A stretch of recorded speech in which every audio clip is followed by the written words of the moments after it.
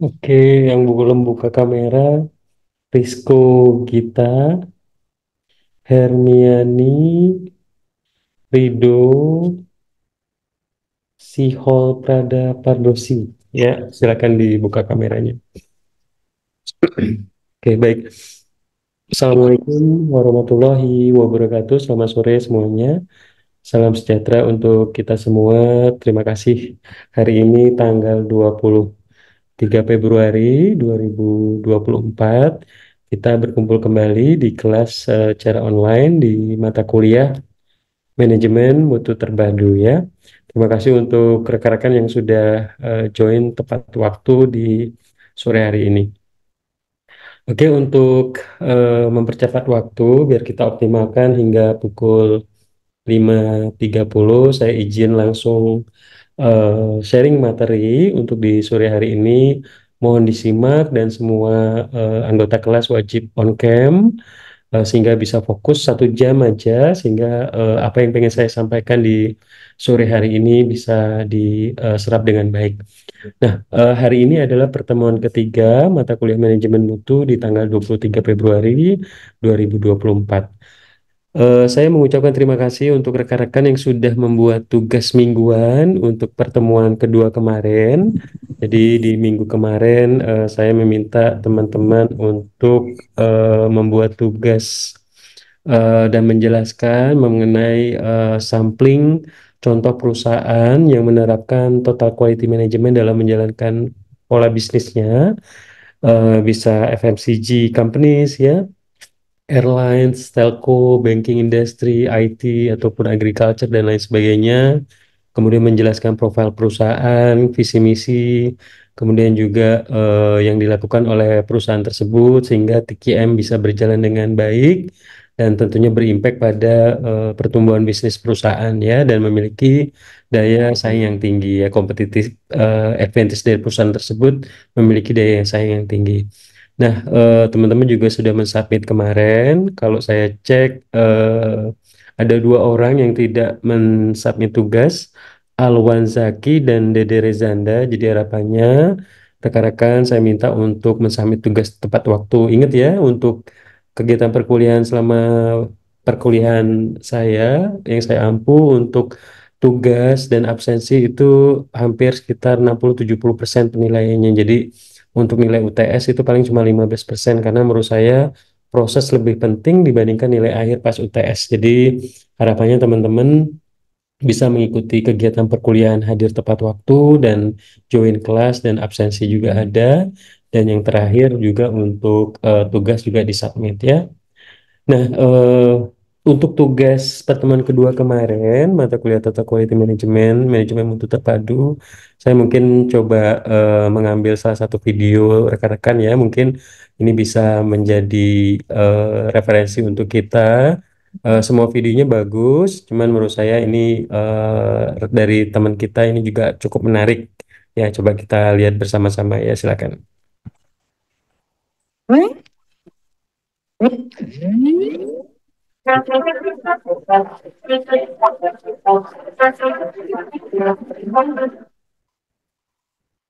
Assalamualaikum warahmatullahi wabarakatuh. Perkenalkan, nama saya Dena Sagara dengan NIM C1B022154.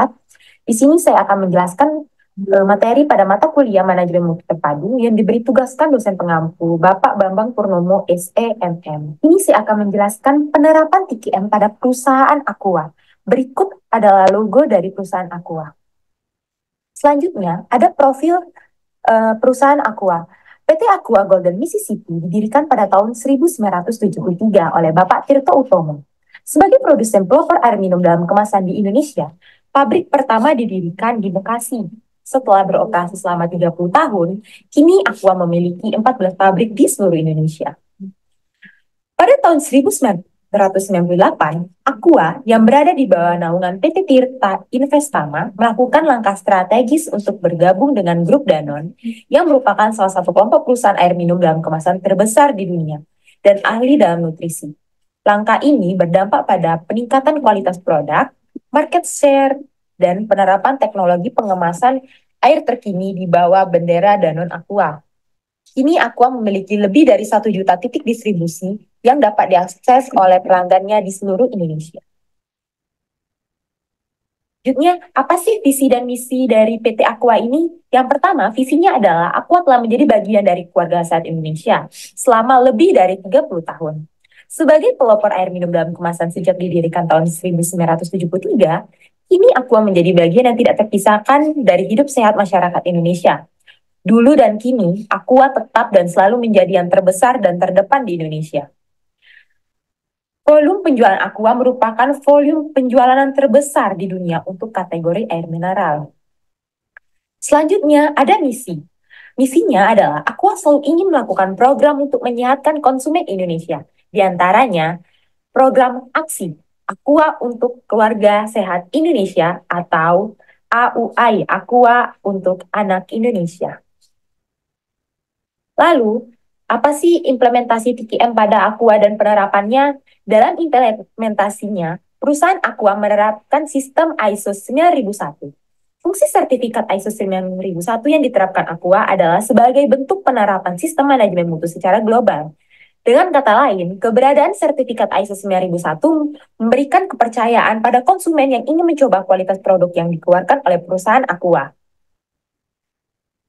Nah, berikut adalah penerapan yang diterapkan pada TKM pada Aqua. Yang pertama, ada menilai gap analisis yang ada dalam perusahaan Aqua. Tahapan yang pertama dalam penerapan ISO di perusahaan Aqua menggunakan analisis proses dan prosedur yang berjalan dalam suatu organisasi. Viewer ISO akan menentukan seberapa besar gap atau perbedaan antara proses produksi perusahaan dengan persyaratan dasar perusahaan yang akan melakukan atau menerapkan ISO.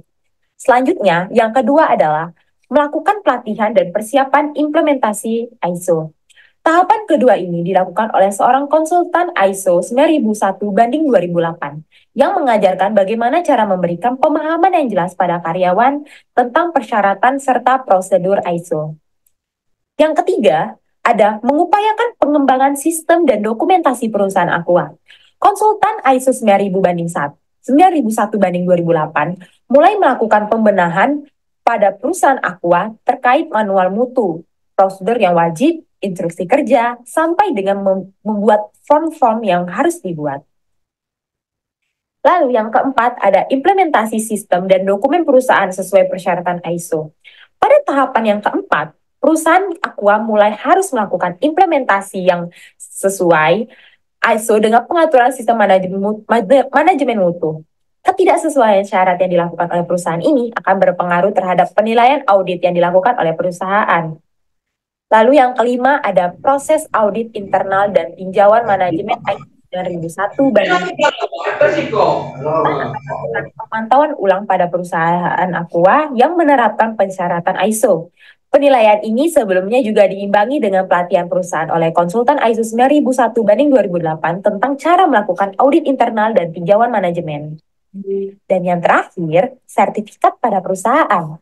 Setelah penilaian yang dilakukan oleh konsultan terlampaui secara seluruhnya, maka perusahaan Aqua yang dinilai memenuhi kriteria kelayakan serta kesesuaian dengan sistem ISO akan langsung mendapatkan sertifikat ISO yang diberikan oleh badan sertifikasi yang diakui.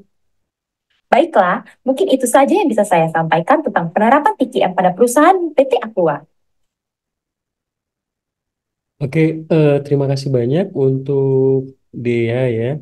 Ini bagus banget ya, saya suka untuk presentasinya Dea. Kemudian cara penyampaiannya juga bagus ya. Desainnya lucu, kekinian ya. Kemudian cara penyampaian juga runtuh dan referensi yang didapatkan oleh Saudari Dea itu juga sangat baik yang bisa menjelaskan dan sesuai dengan ekspektasi saya ya. Good job Dea, dipertahankan terus. Siapa tahu nanti bisa jadi next anchor, news anchor ya, membaca berita gitu ya. Karena komunikasinya juga bagus ya, penyampaiannya bagus. Good job.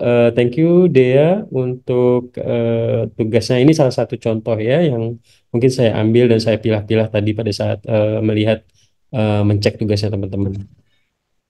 Oke, rekan-rekan semua, untuk pertemuan ketiga kali ini saya akan coba selama 35 40 menit ke depan izin menjelaskan bagaimana pentingnya total quality management ini dalam kaitannya hubungan kualitas, kepuasan pelanggan, dan juga kemampuan bersaing dalam suatu organisasi ataupun di dalam suatu perusahaan ya. Oke, nah ini ya rekan-rekan semua di topik di hari ini saya pengen menghubungkan dan menjelaskan lebih dalam deep dive kepada rekan-rekan semua betapa pentingnya hubungan antar kualitas, kepuasan, dan kemampuan bersaing bagi perusahaan. Kalau kita lihat di sebelah kiri rekan-rekan semua, di sini ada kualitas produk dan jasa, di mana kualitas produk dan jasa ini tentunya berkaitan dengan bagaimana tampilan produk, mulai dari desain ya. Pasti teman-teman suka ya desain yang menarik, packagingnya kekinian, desainnya gitu ya. Kemudian gambarnya bagus, kemudian ketahanannya, keandalannya gitu ya, bisa dipakai dalam durasi lama gitu ya. Seperti misalnya kita beli sepeda motor atau beli smartphone ya, kita pasti pengennya bisa digunakan dalam waktu yang lama. Kemudian juga keamanannya, kalau berhubungan dengan jasa ada customer service ya. Nah, ini juga sangat penting terkait bagaimana kualitas produk atau jasa yang dijual ke market sehingga tentunya ini berdampak pada kepuasan pelanggan atau customer satisfaction yang relasinya berhubungan dengan bagaimana itu customer feeling atau perasaan pelanggan, nyaman nggak pelanggan menggunakan produk tersebut gitu ya. Pride nggak misalnya para pengguna iPhone mereka bangga gitu menggunakan iPhone gitu ya, suka ditampilin bobanya misalnya, kenapa mereka bangga karena salah satunya fiturnya bagus, pride-nya naik misalnya ya, interface usernya juga nyaman, iOS-nya juga stabil, tidak kena hack APK-APK yang misalnya penipuan atau phishing atau scammers yang APK gitu ya yang lagi marak di sebar misalnya ya. Kemudian juga pelanggan merasa puas ketika si perusahaan ataupun organisasi tersebut itu memberikan ekspektasi melebihi dari performance-nya. Artinya misalnya dia ingin mendapatkan level di angka 8, ternyata si perusahaan memberikan di angka 10. Tentunya si pelanggan akan puas dan tentunya juga berimpact pada perusahaan karena si pelanggan bisa aja nanti merekomendasikan, wah produk A ini sangat bagus, saya rekomendasikan gitu ya. Karena saat ini viral ya itu gampang banget, kemudian juga termasuk mode of mode gitu ya. Kemudian pelanggan juga bisa memberikan review lewat Google Business Review dan lain sebagainya atau memberikan tanda bintang dan lain sebagainya misalnya ya. Yang ini tentunya berimpact pada review dan informasi yang didapat oleh pelanggan atau calon pelanggan lain yang ingin membeli produk ataupun jasa perusahaan tersebut.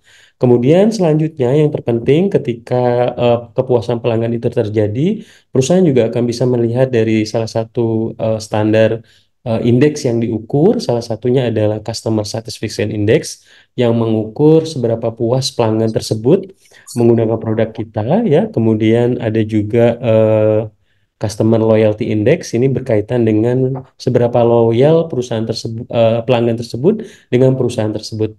Di tahun 2007 saya sempat bertugas di Hewlett Packard Indonesia ya, di laptop atau printer merek HP kalau mungkin teman-teman gunakan.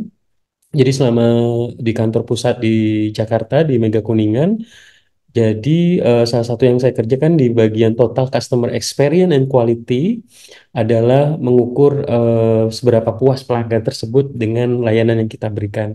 Jadi pelanggan-pelanggan korporasi yang menggunakan produk HP, printer HP, laptop HP untuk karyawannya, kita memberikan survei seberapa puas mereka dengan survei yang kita berikan, layanan yang kita berikan, produk yang kita berikan kepada mereka sehingga mereka benar-benar puas dan kita bisa mengukur apakah nanti tahun ke depannya mereka akan menggunakan produk kita atau tidak. Jadi ini sangat penting bagi suatu perusahaan untuk melihat seberapa puas dan seberapa loyal pelanggannya terhadap produk dan jasa yang kita jual ya.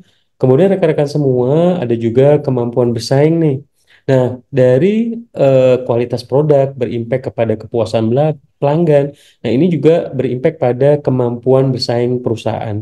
Jadi, analisa saya bahwa ketika kepuasan pelanggan itu naik, pelanggan loyal dengan perusahaan kita ya, pasti tentunya kita juga berimpact pada kemampuan bersaing kita, baik itu dari sisi kualitas, baik itu dari sisi harga ya. kita bisa menekan cost biaya sedemikian rupa sehingga produk yang kita jual lebih murah dibandingkan dengan kompetitor. Inovasi yang kita berikan itu diterima oleh market, kemudian juga perusahaan akan tumbuh secara terus-menerus karena pelanggannya banyak, pembelinya banyak, revenue-nya banyak ya, tentunya berimpact pada net income atau laba perusahaan itu sendiri sehingga tentunya secara jangka panjang perusahaan pun nilainya naik dan juga secara performance perusahaan juga lebih baik ya seperti itu. Nah, ini mungkin kurang lebih rekan-rekan semua bagaimana pentingnya hubungan antara kualitas, kepuasan, dan kemampuan bersaing di suatu perusahaan. Nah, ini contohnya rekan-rekan semua.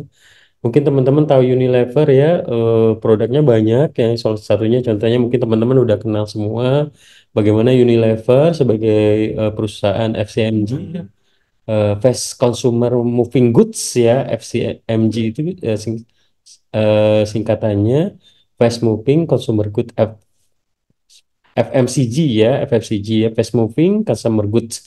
Jadi dia membuat produk-produk yang mass yang digunakan oleh masyarakat untuk kebutuhan sehari-harinya ya.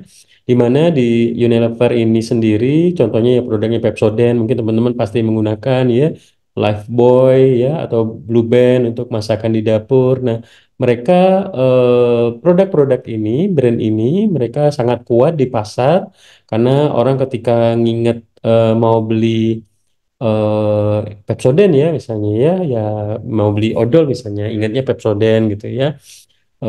Kemudian mau beli sabun ingatnya Lifebuoy ya, Blue Band karena mereka dari dulu terus membangun image di media televisi, di koran ataupun di media massa atau media luar ruang seperti baliho, billboard dan media lainnya digital marketing saat ini sehingga masyarakat aware gitu ternyata produk ini memang berkualitas dan banyak digunakan. Kemudian selanjutnya ini mungkin teman-teman pernah lihat juga bahwa mungkin teman-teman belum familiar ya bahwa odol itu sebenarnya adalah merek ya kayak Pepsodent, kayak apa lagi ya Formula atau misalnya yang lain ya banyak ya. Jadi odol itu adalah merek dari pasta gigi ya. Nah, namun karena tidak bisa bersaing dengan beberapa kompetitornya sehingga odol ditinggalkan sehingga yang menguasai pasar misalnya contoh saat ini misalnya si Pepsodent seperti itu. Jadi memang odol ini ternyata adalah merek ya seperti itu. Mungkin kayak sebagian di Sumatera Barat ya, kalau nyebut sepeda motor itu Honda gitu ya. Kamu pai kemana? Misalnya saya mau pai ke pasar naik Honda, padahal sebenarnya dia naik Yamaha atau Suzuki. Jadi image di masyarakat terkait brand itu sangat kuat ya. Odol ya, padahal saat ini ada Pepsodent dan lain sebagainya. Jadi oh tolong beli odol nak. Mereknya Pepsodent gitu ya. Jadi odol itu pasta gigi itu suatu brand image yang kuat di masyarakat. Namun karena kompetisinya kuat sehingga odol tidak bisa bersaing dan melakukan perubahan-perubahan sehingga ditinggalkan oleh pelanggannya. Contohnya yang lain adalah BlackBerry ya, kemudian Nokia ya, somehow mungkin beberapa produk Nokia yang low end, yang low segment misalnya ya, mungkin masih ada saat ini. Kemudian Kodak yang memang tutup misalnya ya dan beberapa perusahaan lain yang memang tidak bisa mengikuti kompetisi sehingga harus kolaps atau bangkrut. Kemudian rekan-rekan semua, sebenarnya kualitas ini berhubungan dengan apa ya? Kita menggali satu, tadi ada kualitas, tadi ada kepuasan pelanggan dan performance dari perusahaan itu sendiri. Nah, yang pertama kita coba fokuskan bagaimana kualitas ini sendiri. Jadi kualitas ini definisinya lebih bagaimana performance yang ada itu melebihi ya yang diterima oleh pelanggan. Jadi pelanggan ini ekspektasinya adalah pelayanan atau produk yang dibeli itu melebihi ekspektasinya, melebihi harapannya. Jadi kita membeli misalnya produk A, ternyata produk ini memang berkualitas dan bagus banget, melebihi ekspektasinya ya beyond the customer expectation. And then the second one adalah bertemunya kebutuhan pelanggan yang pertama dan setiap waktu gitu. Artinya kita bisa memenuhi ya kebutuhan yang dibutuhkan oleh pelanggan. Misalnya, kenapa saya lebih menyenangi produk Apple iPhone misalnya dibandingkan Android walaupun saya menggunakan Samsung misalnya sebelumnya ya. Karena iPhone bisa memberikan ekspektasi saya terhadap kehandalan produk. Saya pernah ke cuaca dingin -15, baterainya nggak ngedrop. Saya menggunakan Samsung Galaxy Note yang flagship, yang tipe tertinggi, tetap ngedrop ya. So that's why salah satu kenapa saya tetap sampai saat ini dari 2008 ya, iPhone 3GS sampai sekarang iPhone 15 gitu ya misalnya ya. Saya menggunakan produk Apple salah satunya adalah karena kualitas durability-nya baik. Kita nggak harus ganti handphone 3 tahun 4 tahun sekali ya. 5 tahun sekali, 6 tahun sekali produknya masih bagus, masih tahan ya, selagi nggak rusak kita bisa gunakan. Nah, jadi ketemunya antara kebutuhan pelanggan yang pertama ya terhadap speknya, experience-nya, kenyamanan ya, dan dimanapun, kapanpun ya seperti itu. Kemudian yang ketiga, rekan-rekan semua, kualitas ini memberikan pelanggan kita dengan produk dan layanan yang konsisten, yang ketemu dengan kebutuhan dan ekspektasinya. Artinya, among the customer needs and the expectation meets ya. Jadi antara perusahaan memberikan kualitas produk yang terbaik, pelayanan yang terbaik, dan sesuai dengan harapan dan kebutuhan pelanggan itu sendiri.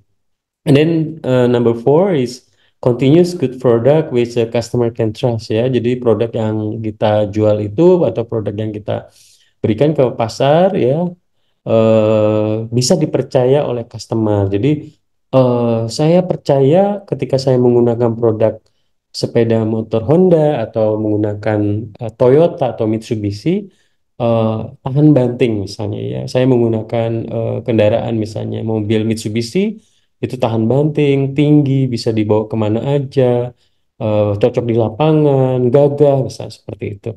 A customer can trust. Jadi pelanggan itu percaya dengan kekuatan, kehandalan, durability, reliability ya dari produk yang kita jual. Itu yang namanya kualitas.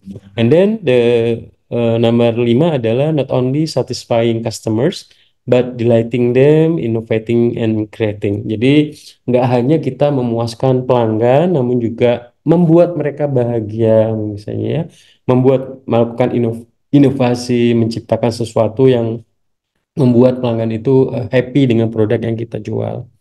Kemudian dari sisi lain, ada beberapa hal yang menurut ahli pendapat Garvin bahwa beberapa dimensi kualitas produk itu bisa dilihat. Yang pertama, unjuk kerja atau performance. Misalnya, kenapa iPhone kuat misalnya ya, produknya berkualitas misalnya seperti itu ya.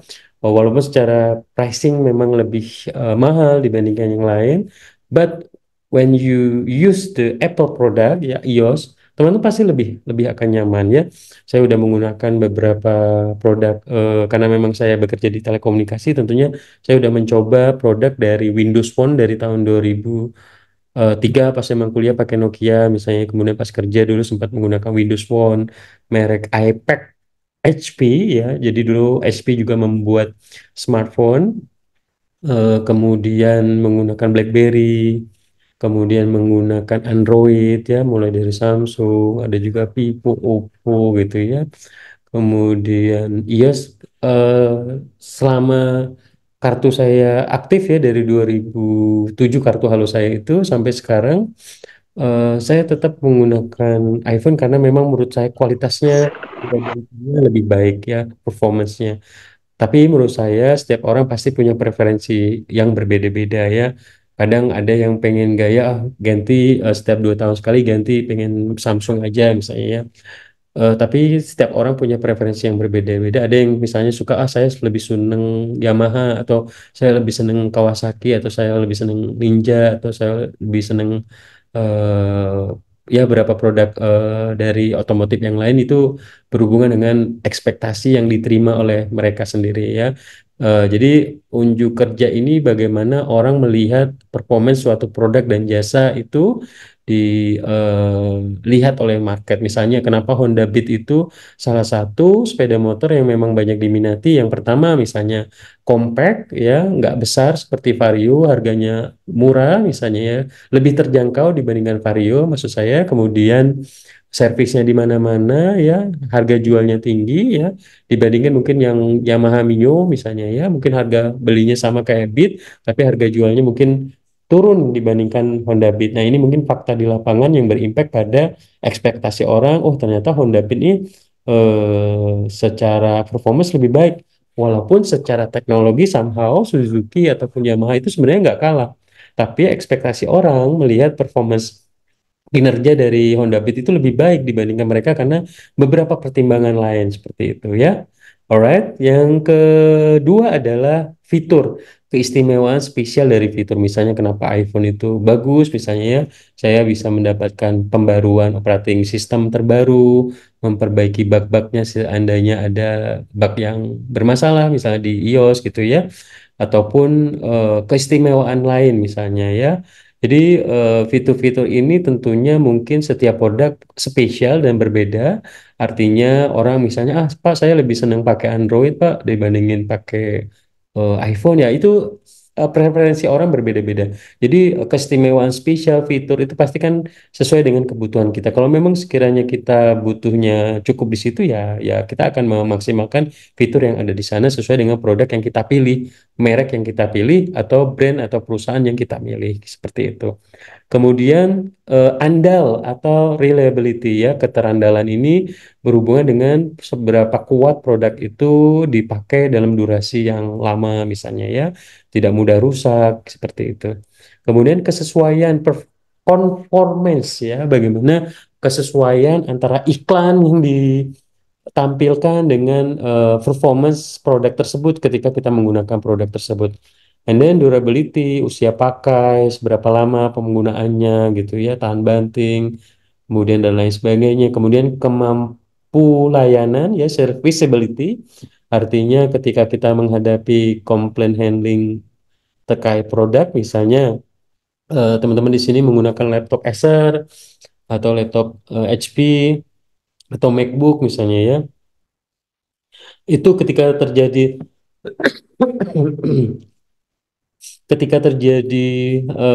misalnya bermasalah misalnya ya laptopnya, teman-teman bisa mendapatkan service point di titik terdekat misalnya ya. Nah, contohnya di beberapa hari kemarin ya, saya menghadapi masalah komputer iMac saya itu nggak bisa hidup. Pas saya cek kayaknya bermasalah di eh, hard disk ya, hard disk yang internal di dalam iMac-nya sendiri. Nah, ketika saya cari informasi di Jambi, nggak ada yang bisa menservis itu, sehingga saya harus mengirim komputer iMac saya yang berat ya, cukup berat, hampir 10 kilo, kirim ke Jakarta, harus pakai packaging kayu dan lain sebagainya. Dan biaya servisnya juga di Jakarta cukup besar dan nanti dikirim lagi ke Jambi lagi. Jadi memang secara kos sangat besar.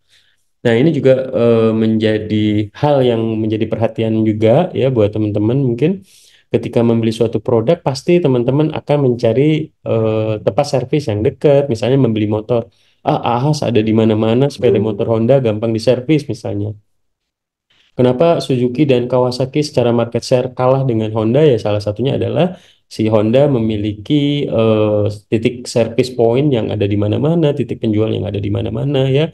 Mereka bekerja sama dengan mitra sehingga titik penjualannya pun juga banyak yang termasuk juga titik servisnya seperti itu. Nah, ini menjadi pertimbangan juga terkait kemampu layanan perusahaan memberikan servis kepada pelanggan. Kemudian keindahan produk ini manis nggak dilihat, desainnya cantik nggak gitu ya, estetikanya seperti apa ya, kualitas gambar, desain, warna dan lain sebagainya ya. Kemudian kualitas yang dirasakan, perceive quality ini artinya kualitas yang didapat oleh teman-teman. Teman-teman nyaman nggak pakai produk tersebut gitu ya. Ini yang berhubungan dengan dimensi-dimensi kualitas menurut Garvin. Kemudian 8 dimensi kualitas jasa kalau tadi berhubungan dengan produk yang terlihat secara physically, and then this is about the services intangible ya yang tidak terlihat. Nah, menurut Evans dan Lindsay, ada 8 dimensi layanan yang mungkin bisa kita lihat. Yang pertama waktu ya, misalnya ketika kita pengen menggunakan jasa perbankan misalnya ya, kita ngantri di layanan mereka misalnya ya, misalnya menggunakan BCA, kita bandingkan dengan BRI, kita bandingkan dengan BRI, oh ternyata BCA better nih dibandingkan ke dua perbankan lain misalnya ya. Jadi kita bisa membandingkan, bisa melihat ya. Jadi waktu tunggu, waktu layanannya seberapa lama gitu ya, ketepatan waktu ya, timeless, kelengkapan, completeness-nya seperti apa, keramahan, kesopatan petugas CS-nya seperti apa misalnya ya. Kenapa Bank BCA dikenal, oh Satpam BCA lebih ramah dibandingkan ini misalnya ya. Somehow ini bisa menjadi cerminan bahwa kita harus mengadopsi perbaikan-perbaikan yang mungkin kita harus terapkan gitu ya. Penerapan SOP layanan ya, salah satu tadi ada ISO ya, bagaimana menerapkan layanan yang ramah kepada pelanggan mulai dari titik pintu di depan, satpam yang menyambut kita, petugas customer service, teller dan lain sebagainya. Kemudian konsistensi, ketaat azasan, bagaimana kita bisa mengikuti standar operating prosedur yang ada dan lain sebagainya. Kemudian keterjangkauan dan kenyamanan, ya, accessibility dan convenience, bagaimana kita menggunakan produk tersebut bisa diakses dimanapun dan nyaman. Misalnya, oh kita nyaman menggunakan BCA karena ATM-nya ada di mana-mana gitu ya. Kemudian ketelitian atau kesesamaan ya, pada saat memberikan layanan itu teliti gitu ya, kecepat tanggapan, responsiveness kalau terjadi sesuatu, ada gangguan langsung diperbaiki sehingga pelanggan pelanggan tidak menunggu lama terkait layanan dan jasa yang kita berikan. Nah, ini contohnya rekan-rekan, kalau tadi saya udah membandingkan antara perbedaan barang dan jasa.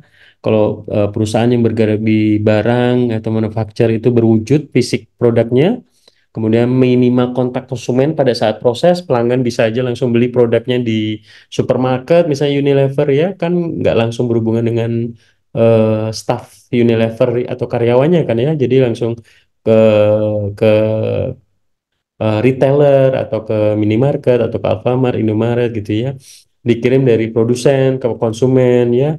Ada tenggang waktu dari produsen ke konsumen karena produk barang dan jasa perlu pemindahan ya, misalnya kantornya di Jakarta, pabriknya di Cikarang, harus berpindah ke Jambi, harus berpindah ke Bungo lewat produsen gitu ya. Kemudian kapital intensif misalnya, jadi ini sangat besar secara modal karena mereka menggunakan pabrik yang besar gitu ya. Kemudian berhubungan dengan kualitas mudah diukur ya.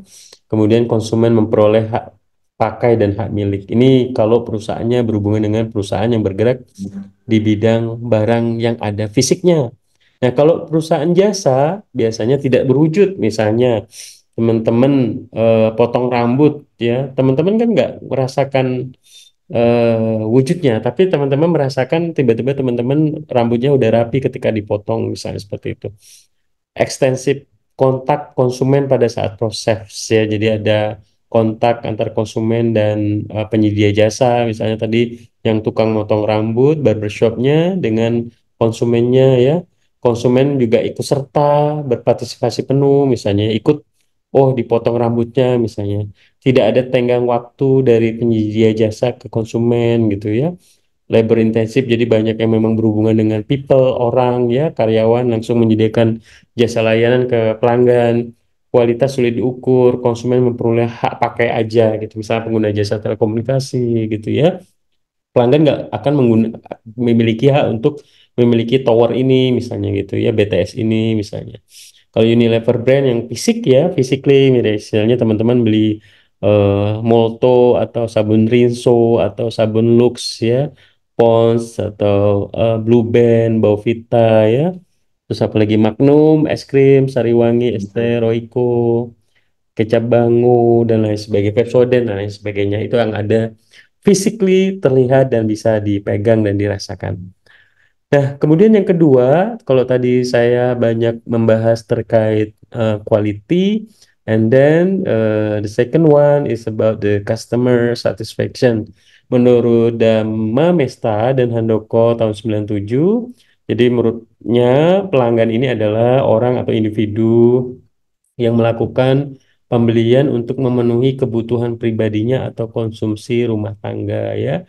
Jadi orang-orang yang memang melakukan pembelian atau ya konsumen itu sendiri.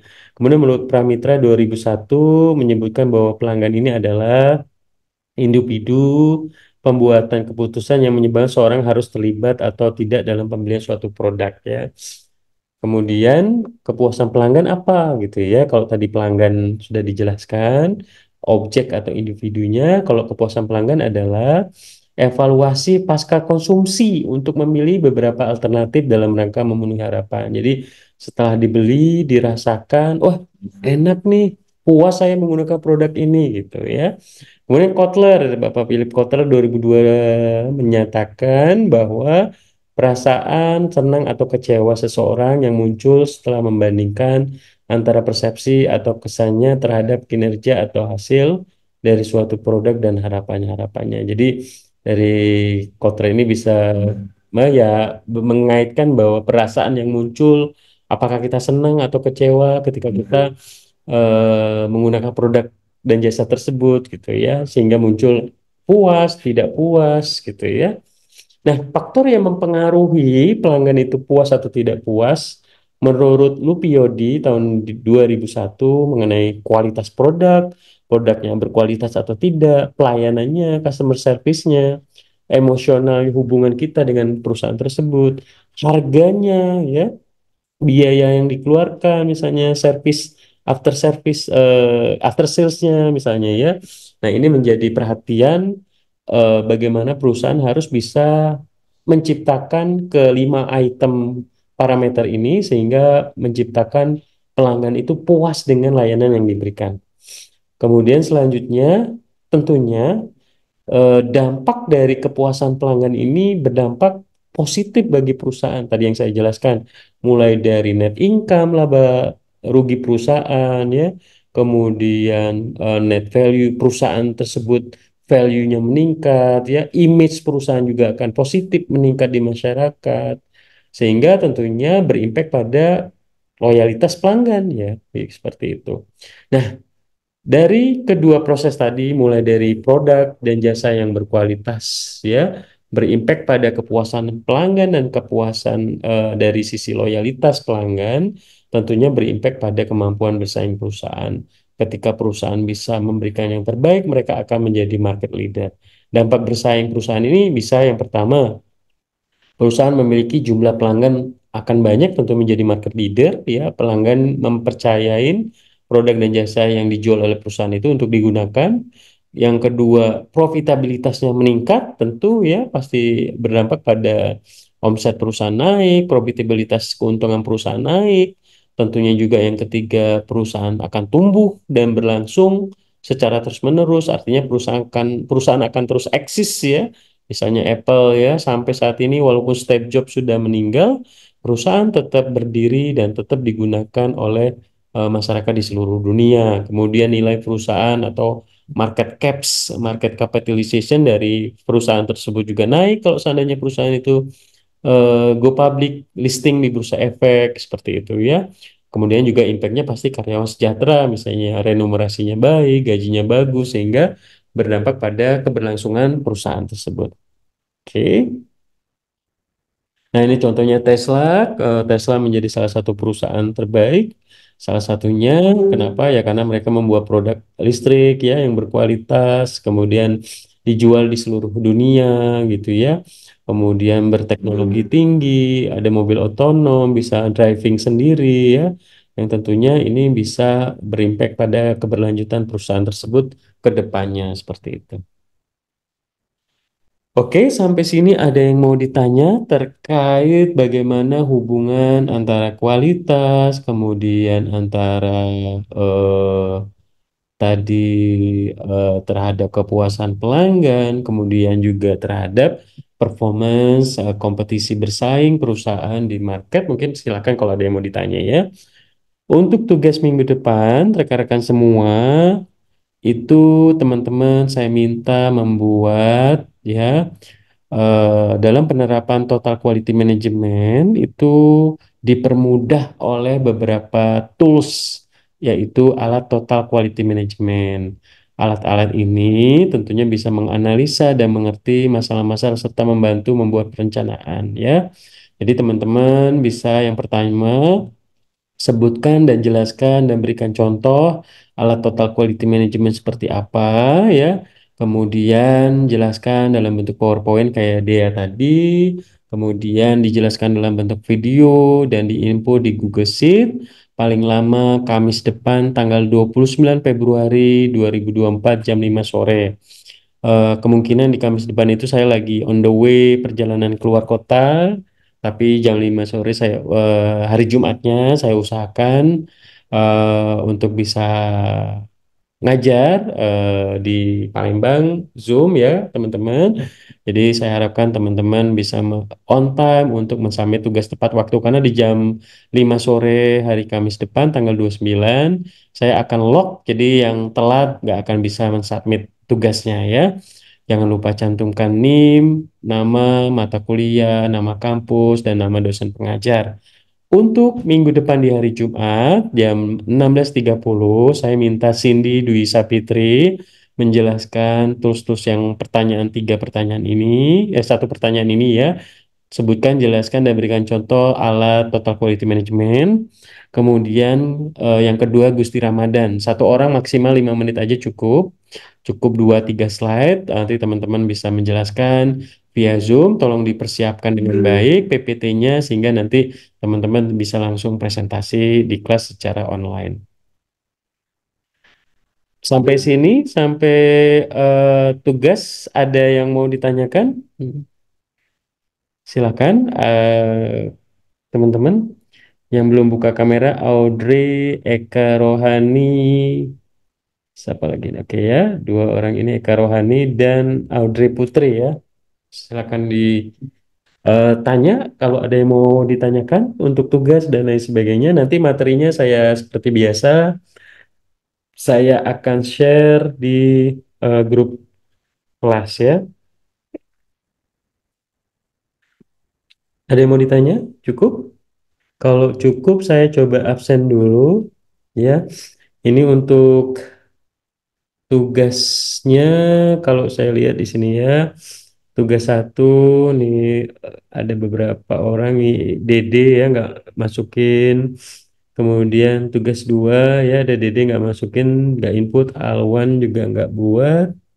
Nah tugas tiga silakan teman-teman input di sini untuk tugas terkait tools alat pengukur total quality management ya. Oke, kita absen dulu per hari ini 23 Februari 2024. Siti Husnul ada. Hadir, Pak. Terima kasih Cindy. Hadir, Pak. Oke, Sumarsih. Hadir, Pak. Oke, makasih. Kemudian siapa? Rido. Rido Alpa ya. Oke, Alpa. Kemudian Silvi Hermanda. Hadir, Pak. Oke, kemudian Merinda, Hadir, Pak. Lala, Hadir, Pak.